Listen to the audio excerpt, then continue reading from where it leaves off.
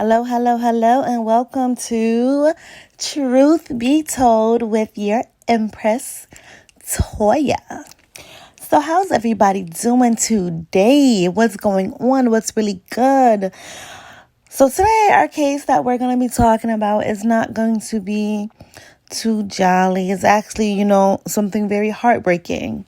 We're going to be talking about the Idaho 4. The 4 college students that were brutally murdered in Idaho, okay? We're just going to go over the case briefly. And I just want to talk about, my opinion on some of the things that could have happened, or some of the things that people are talking about, okay? A lot of controversy going on. But yes, 4 students were murdered on November 13th of 2022. Xana Carnoodle and Ethan Chapin, age 20. Kaylee Goncalves and Madison Mogan, age 21. These were babies. They were college students. They were babies, okay? In the grand scheme of things, these were babies, fresh adults, okay? Didn't even get to live out their lives, brutally murdered. Now, there was so much questions unanswered for a good 7-week period. So many people questioning the police department, the detectives. A lot of people were speculating. Do they have someone in mind? Do they know what's going on? Why aren't they saying anything? Matter of fact, Miss Kaylee Goncalves, her father was very vocal. It seemed like we knew nothing. There was a lot of question when it first happened, and the police, the detectives told everyone, this was targeted. Off rip, this was targeted. And I forgot the exact verbiage, but no one else is in danger, basically. But then everyone's like, okay, well, where's the suspect? You're saying this is targeted. Then they took it back. It's not targeted. No one else is in danger, but there's no suspect. So everyone was confused. Well, lo and behold, just recently, a 19-page affidavit was released. And I must say, I was shocked.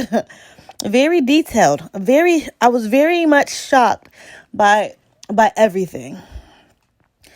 This affidavit explains a lot. It doesn't explain a motive, though. But let's talk about it real quick. I would like to give a round of applause to the detectives, the police, the FBI, every agency who helped in this case. Because when I tell you they tricked everybody and they did a damn good job, because not only did they trick the killer, they tricked everybody. We were all out here like, what's going on? They're not saying anything. And that's a lesson that we should learn. Just because the police aren't saying anything and you think they don't have any leads, no, baby. They don't want the killer to know that they're onto them. This is the first case I've ever followed where they tricked me. Where they knew. So let's talk about it. Okay?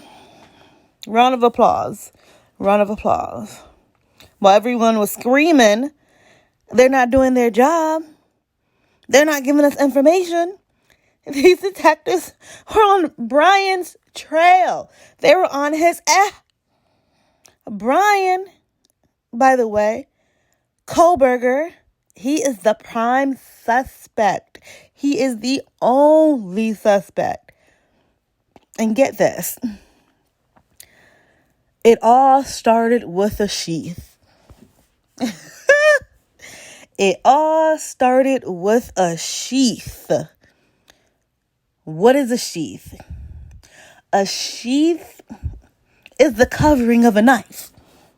Remember how the murders first happened and off rip they said they were looking for a certain type of knife? Well, they knew what type of knife they were looking for because Brian left the sheath, the cover for the knife, in the house next to Maddie, Miss Madison Mogan, who was on the 3rd floor with Kaylee Goncalves. Yep. He left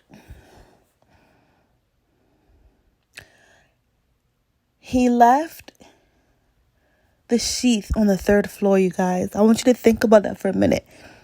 The cover to the knife he left on the 3rd floor. The cover to the knife. Think about what Kaylee's dad said. He didn't have to go upstairs. He didn't have to go upstairs. Come on now. He didn't have to go upstairs. If it was a simple robbery, why he went upstairs?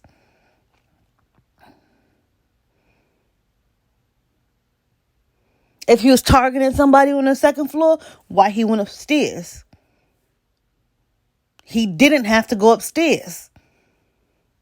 The target was upstairs. Think about it. Does it make sense to take off the cover of a knife, stab 2 people on the 2nd floor? Because remember, when he entered the sliding door is on the 2nd floor. The 1st floor is the basement. The 2nd floor is where the sliding door where he comes in and out. Most people come in and out. And the 3rd floor where the 2 girls were. Xana and Ethan were on the 2nd floor. The 2 roommates that survived, they were on, well, we thought they were on the 1st floor, but actually one of them was on the 2nd floor. We'll get into that in a minute. Okay, so listen. The sheath was found, the cover to the knife was found on the 3rd floor. Okay? Can you imagine taking off the cover to your murder weapon, using your murder weapon, now it's all bloody, putting it back on the knife, putting the cover back on the knife, going upstairs to murder more people, and then leaving it up there? Does that make sense to you guys? Does that make sense? He murdered 2 people on the 2nd floor, took off the knife, grabbed the knife cover, brought the knife cover with him upstairs to murder 2 more people. That makes no sense at all. The target was on the 3rd floor. He actually murdered the 2 girls on the 3rd floor. Came downstairs, and on his way out, murdered Ethan and Xana. That makes the most sense. There's no way in hell he took off that freaking sheath on the 2nd floor, did all that murdering, remembered to grab the sheath, bring it upstairs, and then forgot it upstairs? No. He went straight upstairs, did his business, left his sheath upstairs, and then went downstairs, and on his way out got the other 2. They probably seen him. Okay? I don't believe Xana and Ethan were the target. I do not believe that. Either Kaylee or Madison was the target. Because I do not believe Brian Kohlberger murdered 2 people, bloodied up, grabbed the cover to his murder weapon, brought it with him throughout the house, and then left it. I don't believe that. If that's the case, they would have found blood on that sheath. And I don't see nowhere in the affidavit where it says that. Listen, you guys, listen. This is crazy. These 4 babies couldn't even live their life. Couldn't even finish out their life. Brutally murdered. Oh my God.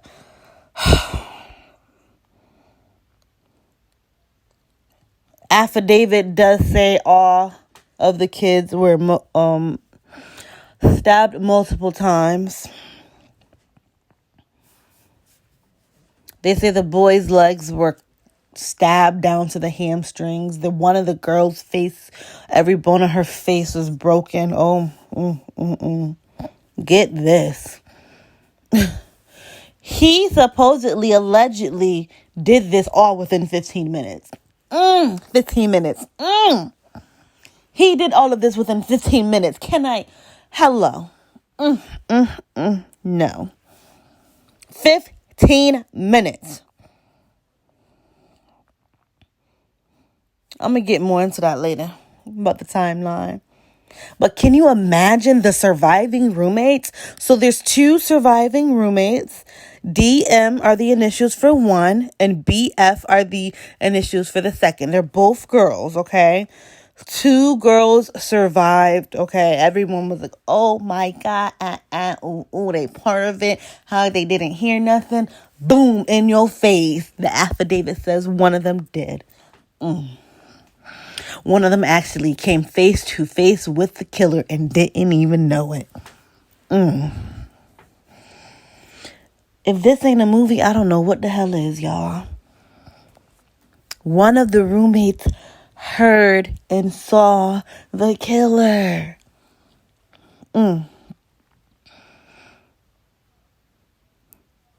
Let's talk about how traumatized these 2 surviving roommates have to be. Is. Can you imagine? It's 6 of you guys living in a house. 4 of your roommates are brutally murdered. Being murdered is horrible, but brutally murdered to top it off. And you survived. You know the guilt these kids must feel. I know they have PTSD, and all they did was sleep through it. They didn't even know what was going on. But just the thought that they were so close to being gone. By the grace of God, by the grace of the universe, they're still here. Take a moment and pray for them. Because they don't have it easy right now. Their conscience has to be fucking with them. And it's not even their fault.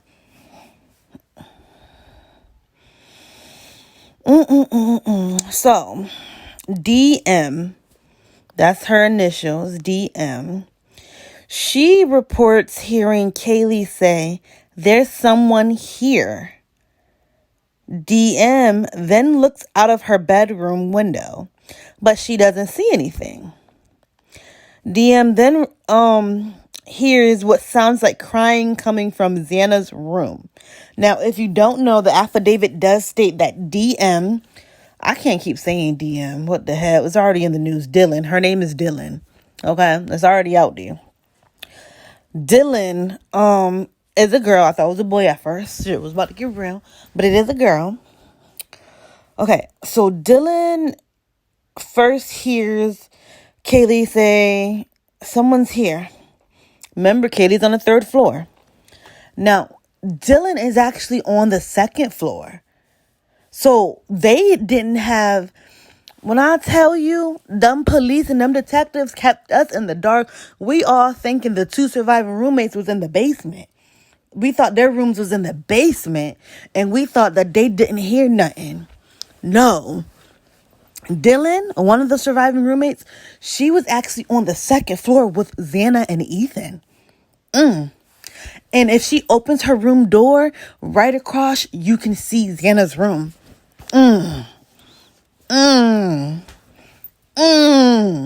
Okay. Now listen to this.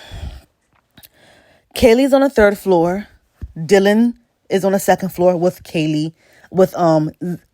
Kaylee and Madison is on the 3rd floor. Dylan is on the 2nd floor with Ethan and Xana.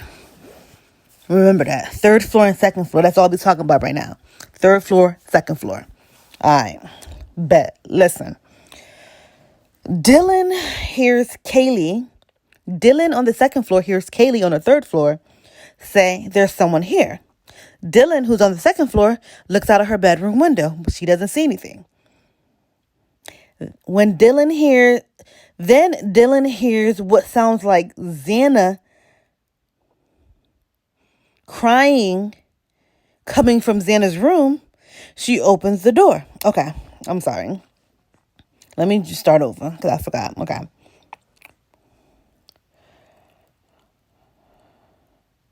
The first time Dylan opens her door is when she hears Kaylee saying, "There's someone here." Kaylee's on the third floor, Dylan's on the second floor. So she hears someone on the third floor, Kaylee, say, "There's someone here." Dylan looks out the second floor window where she is. Her bedroom's on the second floor. She doesn't see anything. She opens the door a second time. Dylan opens the door a second time because she hears what sounds like Xana crying in her room. Mind you, her room is right across from her. So Dylan and Xana, they're on the same floor. So first she hears someone on the third floor, which sounds like Kaylee, say there's someone here. Then she hears Xana, who's on her same floor. It sounds like she's crying. So she opens the door a second time. At this time, she hears a male voice say, "It's okay, I'm going to help you." Okay? So she hears Xana crying from her room on the same floor she's on. She cracks her door open. She hears a man's voice say, "I'm going to help you." She closes the door because she's thinking it's Xana and Ethan getting into like a little relationship spout argument or whatever. Xana's crying. He's like, "Okay, I'm sorry. I'll help you." She's thinking it's that. Okay. Well, she hears more crying. So she opens the door a third time. And this is when she sees a figure in all black with a mask on. This mask only covers the nose down to the mouth. Okay, the nose and mouth were covered. This person walks towards her, passes her, and goes out the sliding door. Walks towards the sliding door. Dylan closes her room door and locks it. Okay, so let's talk about this for a moment.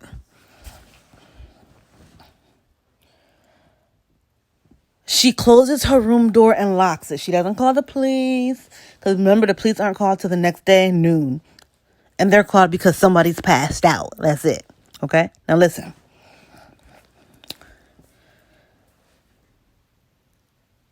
The second time when Xana opened her door, the second time when Dylan... There's so many goddamn names. The second time when Dylan opened her door, she heard Xana crying and she heard a male voice. "It's okay, I'm going to help you." She thought that was Ethan and Xana going back and forth. The third time when she heard Xana crying, she opened her door. She seen a man pass her by. All black, mask on. Go towards the sliding door to exit the house. I have a few things I want to say about this, okay? Few red flags. After she sees him, she goes in her room and locks her door, okay? So, a lot of people are speculating, okay, she sees him. Why didn't she call the cops if she felt like she was in danger? All right? So, my mind automatically went to, that's a party house. That house is known to be a party house. People coming in and out. My mind went to that driver. Was it a cab driver? The driver talking about, "Oh, that's the house where you get drugs from." Okay?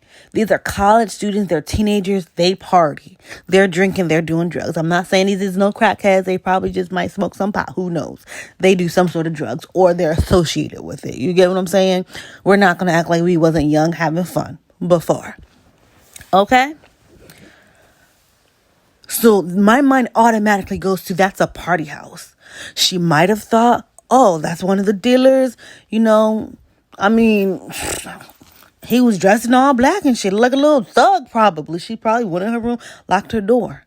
Being a regular female teenager. People come in and out the house. As a woman, you lock the door. She probably didn't think nothing of it. Oh, they're probably in there arguing. They're probably about to, smoke L. I don't know that man. Let me lock my door. It could have been something as simple as that. Literally. Why she didn't feel like she was in danger enough to call the police. Now, she did tell the police, Dylan, that she was in shock. Doesn't mean that she was in shock because she knew that he was a killer. She was probably in shock. Like, if you walk in your house 4 a.m. and you see somebody you never seen before, you're gonna like freeze, like, oh shit, let me lock my door, because you know people come and go. It was probably just as simple as that. Okay. Now, the next day, the police were called. Before the police were called, other friends were called. This is where it's a little fishy for me. Other friends were called because in the affidavit, it actually says that Xana wasn't in her room. Xana was on the floor by the bathroom, I believe. So if Dylan walked out, or if the other roommate came upstairs and walked out, Xana would have been visible. Why were friends called before the police when supposedly there was blood everywhere? Did Xana not have blood on her visible? Was the blood underneath her? Was she on top of her pool of blood? Like, I don't know. Then again, Xana could have sat there and heard everything. And she was shook as fuck. And she was in shock for 8 hours. And didn't call anyone until the next morning. The next afternoon. Afternoon. Who knows? Now, I want to add this piece in. Because I'm going to tie it together. They had surveillance. Okay, so they got the phone records. His cell phone pinging. Everywhere these kids are, his cell phone pinging where they at. For 3 months, they found out he was stalking them. He was stalking that house for 3 months. His cell phone pinged at least 12 times, they have. One of those 12 times, he was pulled over by the police right near their house for not wearing a seatbelt. So he was stalking them. Now, his cell phone pinged 9 o'clock that morning, because they were murdered between let's get into it. They were murdered approximately around 4 a.m. That's in the affidavit. I'm gonna tell you how I got that number. Okay, that time they were murdered approximately 4 a.m. Okay, Brian's phone pinged 9 something that morning. So he went back to the scene. Everyone's like, why didn't she as in Dylan, call the cops? She stayed in her room with the door locked. She called friends. What if she was threatened? What if she was threatened not to? Think about it. And he circled back around and went back to the crime scene to see if she listened. There's a lot that the police didn't tell us off rip. And I believe there's still a lot that we still don't know. Because let's make it make sense. Either she didn't believe that her life was in danger and her friends' lives were in danger. That's why she didn't call the police for 8 hours. She honestly didn't know. Or, yeah, he saw her and he threatened her. Don't come out of that room, and if you do, I am going to murder you too. Yeah, he was probably tired. He went upstairs. He came in the house. He entered the house, went right upstairs, got to the target girl that he wanted, or the target girls that he wanted. On his way back down, ran into Ethan and Xana, because Ethan and Xana probably heard something. Dylan probably heard something too, maybe, possibly. Dylan stayed in her room. She kept peeking out the room. She hears Xana. She hears what's going on over there. Him hurting them, murdering them. She's peeking, closing the door, locking it, peeking, closing the door, locking it. He catches her that last time, threatens her. She stays in the room and she does not budge. Yes, she's in shock. Yes, she's traumatized. She doesn't budge. She does what he says. She doesn't call the police. She doesn't budge. She doesn't move. He leaves 4:20. He goes back to Washington State. 5:00. He's at the Washington University. He's back there. It's in the affidavit. By 5:00, he was back at Washington University. By 9:00, 9 something, he circled back around in the neighborhood. Goes by the house. Sees no cops there. Come on, let's tie it together. Why else would he circle back around to the crime scene so soon? That's really soon. And for him to have his PhD in criminology, that's common sense. That's the most everybody knows to catch a criminal. Go to the crime scene and put a camera up there, see if they come. Everybody knows you never go back to the crime scene if you committed the crime there. Hello. He has his PhD in criminology. The only way he would go back to that damn crime scene is if he's completely retarded and stupid. Or if he's seeing what he told that girl if she listened. And that makes perfect sense as to why she would go in that room, lock the door, and not budge. And then when that time was up, she budged. He probably said, don't do nothing and don't move for 8 hours or I'm going to kill you. And she listened. And she's not wrong because her life was at stake too. What if that's what happened? I find it hard to believe now that we know she was on the same floor as Xana and Ethan that she didn't hear a brutal murder. And I'm going to tell you why I find that hard to believe. Not calling her a liar. I'm not calling her a liar. Because at the end of the day, she got to do what she got to do. And she had to do what she had to do. Dylan and the other surviving roommates, they have to do what they have to do to survive. And my heart goes out to them and their family. Let me just say that. But I'm also going to say I find it hard to believe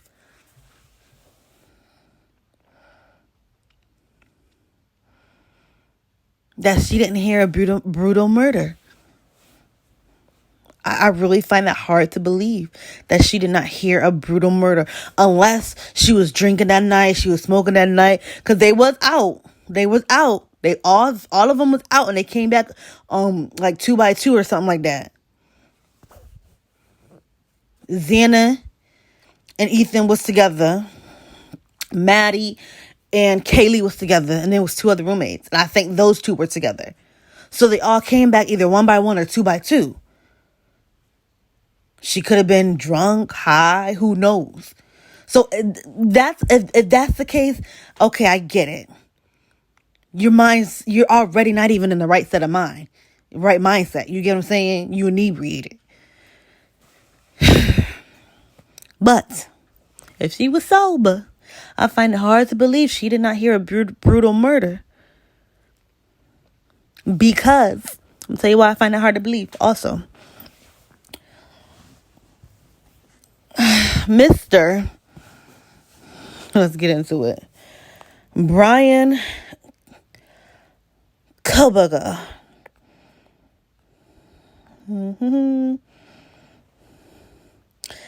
He actually was in school, college to be exact, for his PhD in criminology. Yes.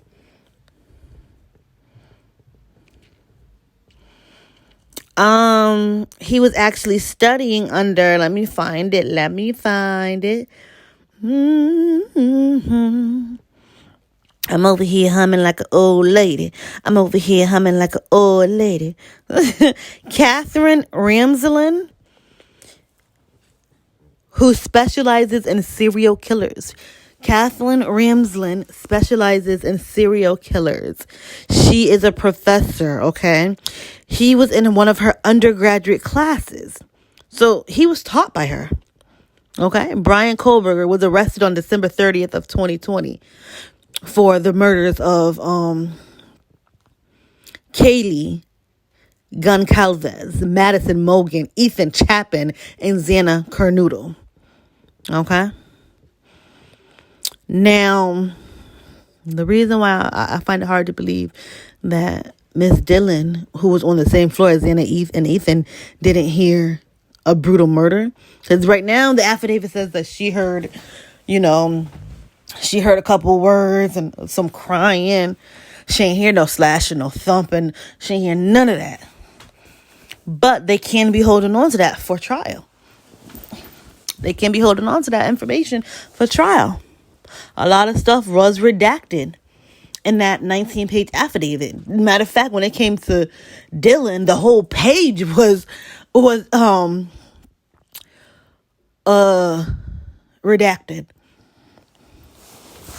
The reason I find it so hard to believe that Dillon didn't hear more is because for her not to hear more means that Brian has to be some sort of CIA agent, FBI, government assassin or something. For him to be that quiet, murdering, stabbing, slicing down to the bone 4 students, four human beings.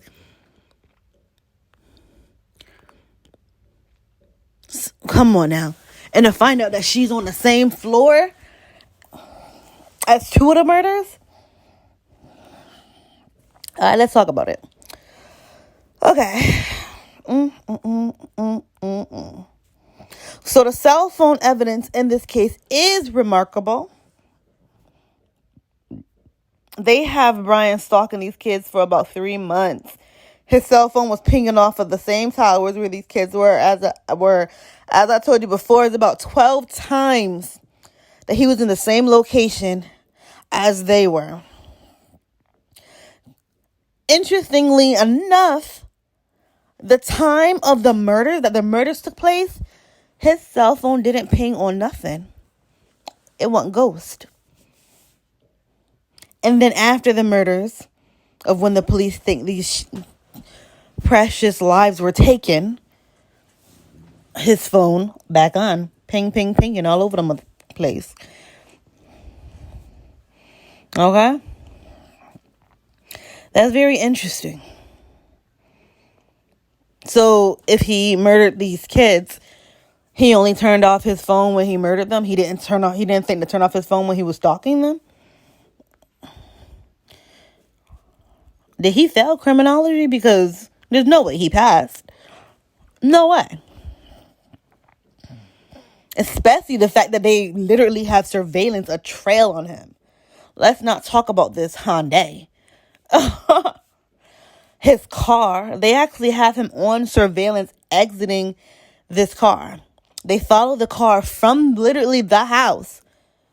And they have a long trail of him, the car. They use people's rain cameras, like the house cameras, business cameras. They have a good trail on him. That little image of the gas station person had, that wasn't nothing. The police really duped us. We really didn't know how much of a trail, how much the police had off rip. Within 2 weeks, they already knew who they were looking for. They already knew. They was putting everything together. Okay? Now listen to this. Because of his phone pinging and his vehicle on cameras, they have Brian Kohlberger on camera leaving his college, Washington State University, and driving past these 4 students, past their neighborhood multiple times, eventually entering the area 4:04 a.m. Okay? So he leaves Washington State University on the morning of the 13th, November 13th,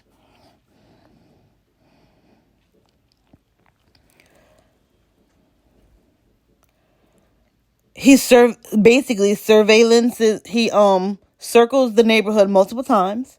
Finally enters into the neighborhood 4:04 a.m. His car is seen speeding away out of the neighborhood at 4:20 a.m. Remember earlier when I said he did this in 15 minutes? Let's talk about it. They have Brian entering the neighborhood at 4:04 a.m. and speeding away at 4:20 a.m. And by 5 a.m., he's back at Washington State University. Now, if you guys don't know, when Brian was arrested, he made a statement. He said, "Am I the only one arrested?" Keep that in mind. He said, "Am I the only one arrested?" When he was arrested, he wanted to know if anyone else was arrested. Now listen, y'all. Make this make sense. And I'm saying this because I don't care. I'm gonna be real. If it makes sense, it makes sense. If it don't make sense, it don't make sense. I don't care. Because at the end of the day, we want the killers off the street. We want the killers off the street. So I don't want to hear nobody in my comments talking about some, you trying to act like it's not him and it's him. The family need justice. You damn right. But what if it's more than him? Or what if it's not him? Listen to this shit. Surveillance has Brian Kohlberger. That last name is just tripping me out. Kohlberger. Welcome to Kohlberger, home of the Kohlberger. Can I take your order? Don't it sound like that, y'all?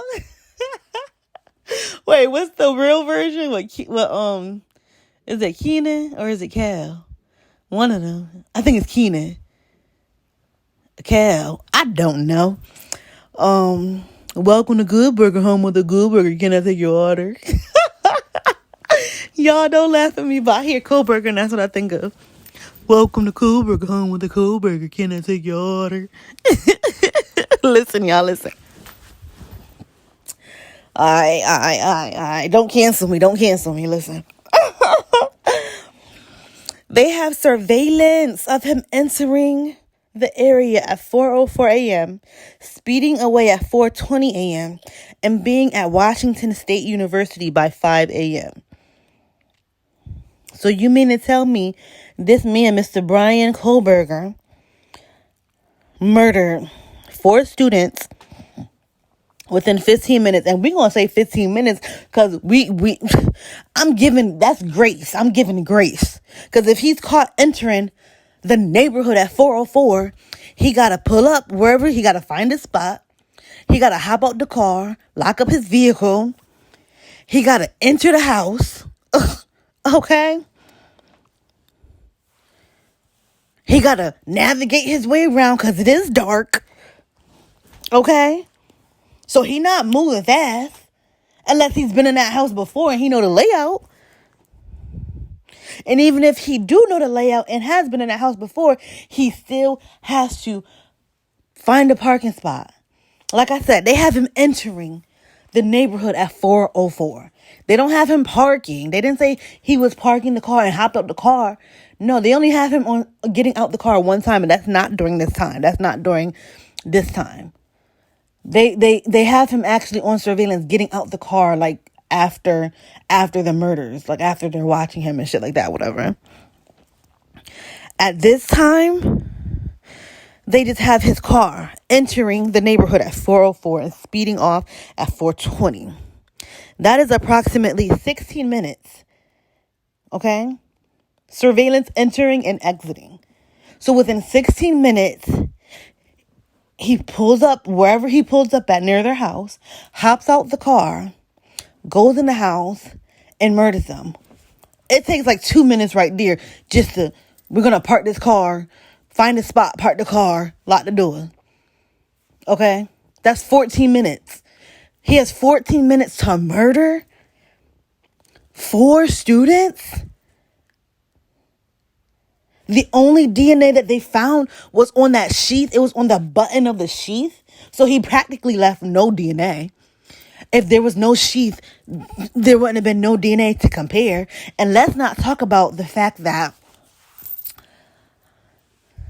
they found DNA on the sheath. And they took that DNA and they followed and trailed this Brian Koberger. And because he was being careful in public, he was wearing like surgical gloves and all of that so no one could get his DNA. So he was already suspect. You know, they was watching him and he looked at suspect. Who wears surgical gloves in the winter? Surgical gloves. Who wears surgical gloves, period, if you're not doing a surgery, okay? So he already looked at suspect. Boom, boom, that's that. So they took the DNA off the sheath, which is the cover for the knife, and they compare it to Brian's father's DNA. So they went through his parents' garbage and got the father's DNA. And it came back like this high percentage that this is like a child of this person. Or a male relative of the father, okay? Like a 99.9%, this is a male relative of whoever's DNA that is, okay? That's how they matching up the DNA. That's what they have for that, okay? So you mean to tell me within 14 minutes, this man murdered 4 students, only got DNA because of a knife cover. So had he not had that knife cover, there wouldn't have been no DNA, you telling me? He murdered 4 people in fucking 14 minutes. Let's say left no DNA. Left a knife sheath in 14 minutes and nobody heard nothing? Only thing that somebody heard was a little bit of crying. And that's okay, I can help you. No thumping and bumping and banging. No knocking over nothing. Nobody heard none of that. And we can't say that he's a professional killer. So that's the part that makes no sense to me, okay? Because for us to believe that he killed 4 people within 14 fucking minutes means that we believe that he's a professional. You gotta be a professional to do that shit. And you have to have like some stamina, some strength to kill 4 gruesomely. These aren't giving somebody some pills, they dead. You know what I'm saying? Like drugging somebody over the... No, he brutally slashed and stabbed, guts hanging out type shit. Bones, down to the bones, face smashed in type shit. Within 14 minutes. And only thing that was heard was a little bit of crying. Not enough crying to make somebody call the police. A little bit of crying. And that's okay. I can help you. I'm willing to bet Dylan heard a lot of shit. And I'm willing to bet she told the police. And I'm willing to bet they're saving that for trial. And I'm willing to bet that's why her ass went in that room and locked that door and did not budge, because he probably threatened her. More happened that they're not saying. And they're probably holding it before trial. They're probably holding it for trial. A lot of people say it's hard to believe that, if he seen her, then he would have, killed her too. And da-da-da. Not if he had targets and he got to the targets and then 2 people interfered, so he just killed them. But then the other person is in the room locking their door. You think he was about to fight that door down? You think he was about to break that door to get to her? He was out of there. The fact that he stalked them for 3 months, he had a plan to be in and be out. So let's say he did this and he did it by himself. He had a plan to be in and to be out. That was his plan, in and out, right? Say the targets was upstairs, Kaylee and Madison. Ethan and Xana wasn't even a part of the plan. He did what he had to do with them because they was in the way. They seen something, they was trying to stop, whatever. Remember, Xana wasn't even in the bedroom. She was by the bathroom on the floor, okay? Say that's how that went. They just interfered. Say that's how that went for real. All right. Hold on.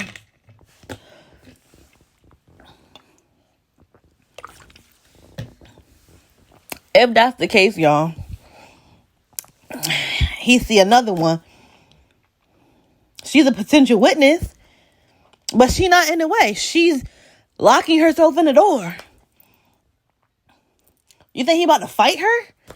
He about to break the door down and get to her to possibly leave actual DNA? You know? No. He probably just was like, okay, I wasn't even supposed to do this shit. Let me get the fuck up out of here and what's going. Because his mission was to get to who he needed to get to and get out. Right? But for him to solely kill 4 people within 14 minutes per the affidavit, per the news station, entering the neighborhood at 4:04 a.m., leaving the neighborhood speeding at 4:20 a.m. That's 16 minutes. We're going to take away 2 minutes so he could park the car and all that shit. 14 minutes for him to brutally murder 4 human beings, adults. Because we're going to call them adults, even though they babies. Their life was just getting started. But they the size of adults, okay? Brutally murdered 4 adults within 14 minutes by himself. Something we're missing. There's something we're missing. Because we can sit here and we can be like, well, he's a professional. He's done it before. Well, if he's a professional and he's goddamn done it before, how the hell did he leave the sheath? How the hell did he not think, let me turn off my phone every time I stalk them? They can trace that. How the hell did he not think, well, let me steal a car and do this? Not in my own car. Come on. They can't both make sense. He can't be a professional. We can't say he did this by himself in 14 minutes and he's that good. Yeah. But then be that sloppy. We're missing something. There's something we're missing. Because that makes absolute no sense. Either these numbers are off. Because 14 minutes? When I seen that, I'm like... And then it came to me that when he was arrested, he said, am I the only one arrested?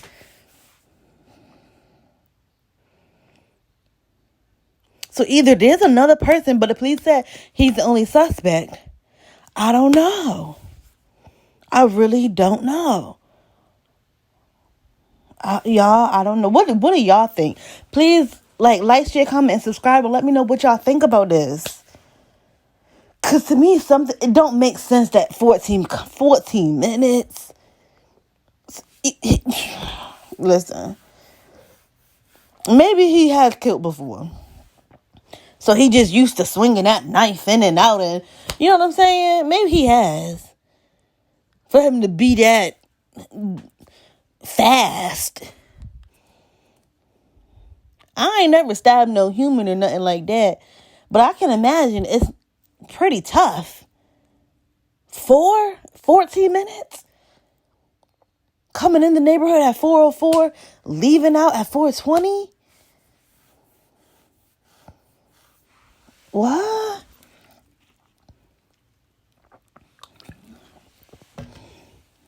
That's wild. I don't know, y'all. My heart goes out to these 4 students, their families. Oh, Mr. Goncalves. Round of applause to that father. I can only imagine, and I'm a woman, how that man feel about losing his daughter. He said he sent his daughter away to college and they brought her back in a box. That's messed up. To lose a child, I could never imagine. I can't. I don't know what that feels like. But I can't imagine. I'm sorry. I can only imagine. And he got on every network that he could to speak out and apply pressure like he was supposed to do. F who felt some type of way. F how he looked. He ain't care. He want answers for his baby girl. And I'm glad something is coming of this.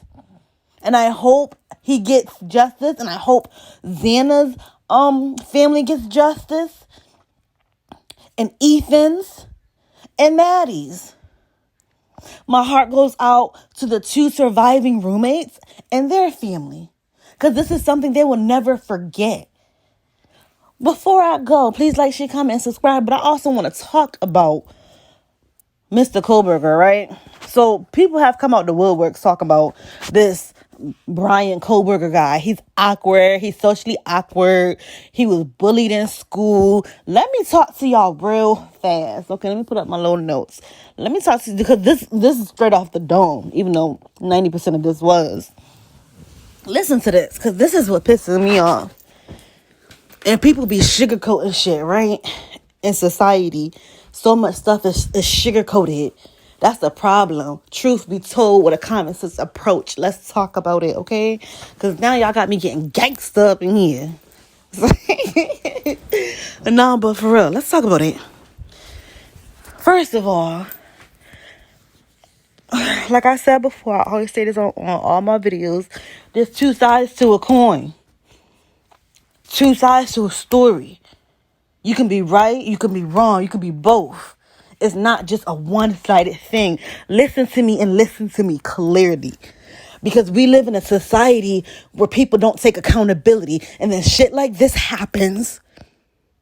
And innocent lives are freaking taken. And let's talk about it. Bullying is at its all-time high. Now, I'm not going to sit here and put the fact that he was bullied, because there's a couple of facts I wanna take into account for how this could have been prevented. It's a couple of things. Listen to me, okay? Don't cancel me yet. Just listen to me clearly. Number 1, they said that he was bullied. He was socially awkward. And then also, it's being said that he was very abrasive, invasive, and we have a couple different types of people coming out speaking on these things. Some people are saying, oh, well, I just thought, he was, just curious. And he just wanted to know things. Stop right there. It's people like you why this shit happens. If y'all know that this man is cruel or have these cruel tendencies, and he's very abrasive, and you can clearly see something's not right, stop giving people like this excuses. Oh, I thought he was just curious. No, he was deliberate and he was very abrasive. That was on purpose. It was not, yeah, I just thought he was just a curious person. Hold people accountable. Cut that. Stop it. Stop. We see this all too often, and nobody wants to speak on it or say anything. Start holding people accountable. Stop being yes men. Being scared to tell the truth. Stop doing it. Speak up. Make that a movement. Speak up movement. Make that a thing. If you see somebody that you know and they seem off or something don't seem right, or you see that they're like, come on now, you could clearly see this man got some issues. Nobody want to speak on it. They just want to give him excuses. Come on. Now, on the flip side of that, he grew up and he was bullied and picked on.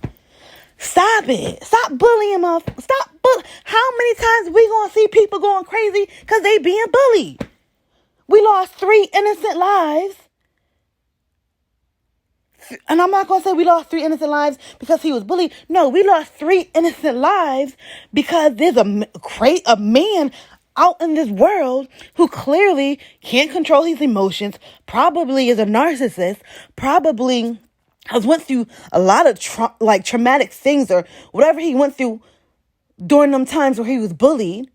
He was on drugs. Like, come on. All of these things contribute to why he ended up the way he was. And that's a fact. That's a fact. And even, side note, even crossing out Brian Kohlberger, all of these mass shootings going on. These kids who are socially awkward, they're bullied. Leave people the hell alone. Because 9 times out of 10, the people who's doing all of this bullying, they're not the ones getting murdered. It's the bystanders. It's the people standing next to them. It's the people behind them. Stop bullying people. Leave people alone. You don't know what the next person going through. You don't know what the next person has to go through. You don't know what the next person is dealing with in their house. Come on now. We live in a world where this shit is overlooked, bruh. Everybody want to sit there and boo-hoo and cry. And, shout out, like I said, to Mr. Goncalves for standing up. But you know what I hope he do stand up and say? This shit could have been prevented, period, on all levels. Because what happened to his daughter is off the back of other people mistreating a particular person. And that person happened to be Brian. And that person happened to be walking around in this world sick in the head, bruh. Socially awkward. Don't know how to overcome that.